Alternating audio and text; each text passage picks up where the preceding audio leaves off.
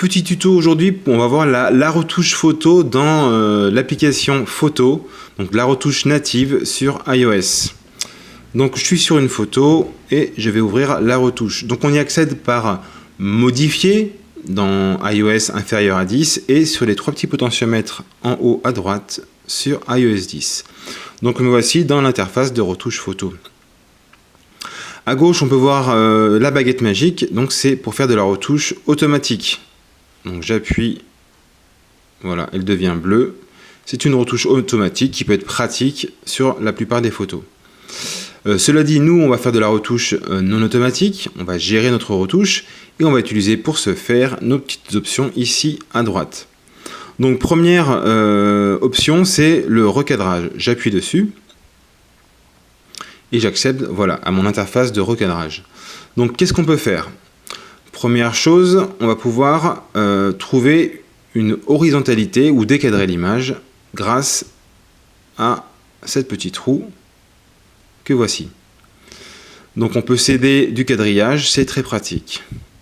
Je réinitialise et, seconde méthode, utiliser les quatre coins de l'image pour avoir un recadrage spécifique.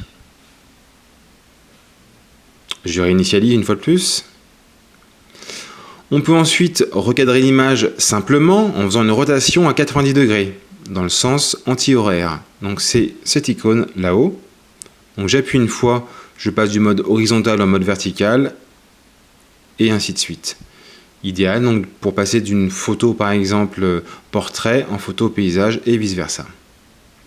Dernière option de recadrage, c'est les recadrages prédéfinis. Donc c'est le petit icône ici en bas, qui va me permettre de choisir en fait parmi les formats les plus courants. Si je poste une photo sur Instagram, je peux par exemple choisir le format carré. Et bien sûr, recadrer l'image dans ce carré. En rappuyant sur l'option recadrage, je retourne à mon menu principal de retouche.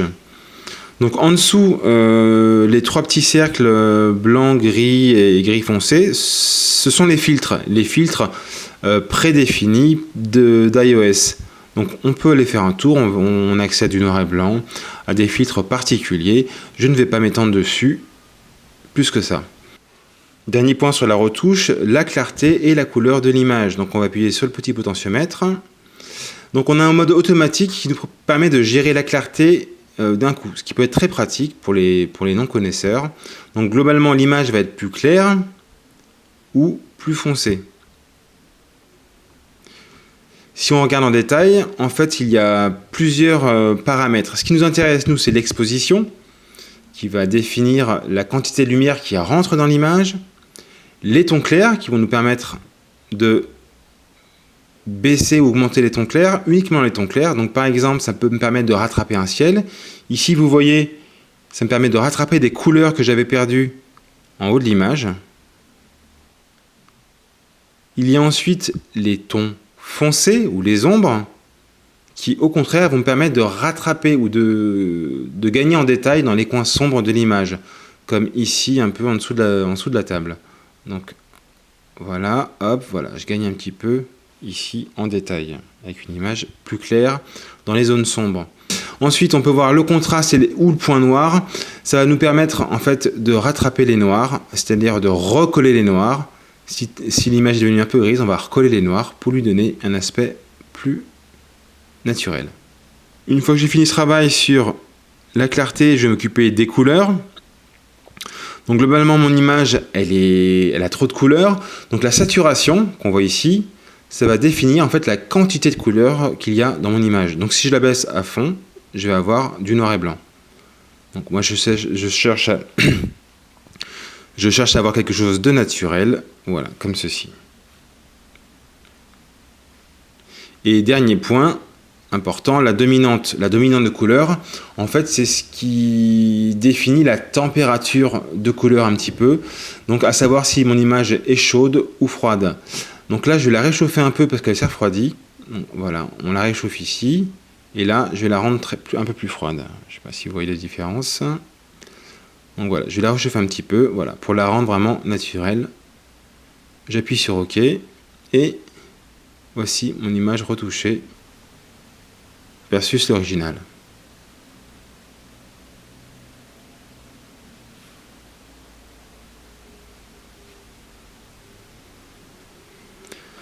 Petit bonus de l'interface de retouche, c'est l'application Markup. Donc pour y accéder, je fais les 3 petits points, donc plus d'applications, plus d'options, et je vais ouvrir Markup, en fait, qui va grosso modo nous permettre de rajouter du dessin sur la photo, du texte. On peut modifier la taille et le texte à droite si mes gros doigts y arrivent, voilà.